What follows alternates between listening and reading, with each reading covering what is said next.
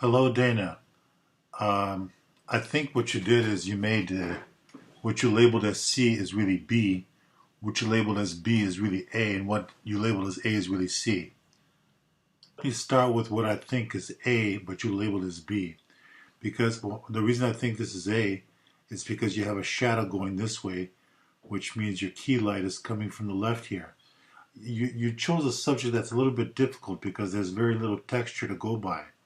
We have the shiny white candles, and then we have the candle holders. So the highlights are still kind of towards the front, but judging by the shadow, it's coming slightly from camera left. So I don't know if you used any fill. Probably not. Now, as far as B is concerned, okay, here, first of all, let me find your C, which is like your B. Here it is. Here's your C, here's your B. Okay, now I see that you lit up the background for separation.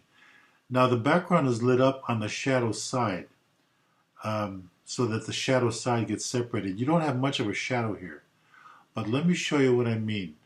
Now if you're going to light up the background, here is the way to do it. One second, let me show you. I put in this here. See this? You put a spot in back of your product, and you can do this with your snoot. You can put the snoot on your strobe heads or your grid, and it, you have a spot. You have a highlighting spot back here.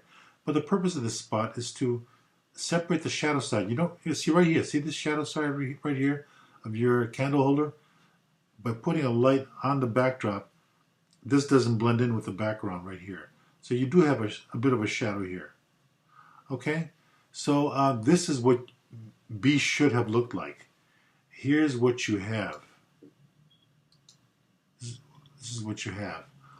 Okay, so you kind of got halfway there, but you didn't quite get there. Now I want to show you another example of proper B lighting. This is from a former student, and see that? See here, he had a key light coming from the left, and this is the shadow side. And what he did, he kind of hit the background and he lit up the shadow side using a grid or snoot or barn door with a specular light. Specular light outlines contours. So this is the other way you could have done this.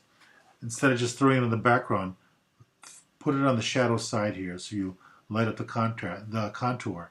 And the light is back here. It's 3/4 in the rear. Okay, so here's your C. You just lit it from the front because the shadows are hidden. So you label it A, but this is your C. Let's see, and your A, what you labeled A, is really C. Yeah, and that's what we're showing. Your C is B, and your B is A. So this is your A. So we went through all of them.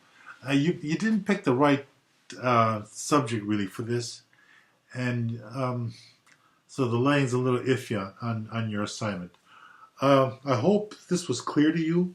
If you have any questions about this, Dana, let me know, okay? All right, so I'll talk to you later. Take care.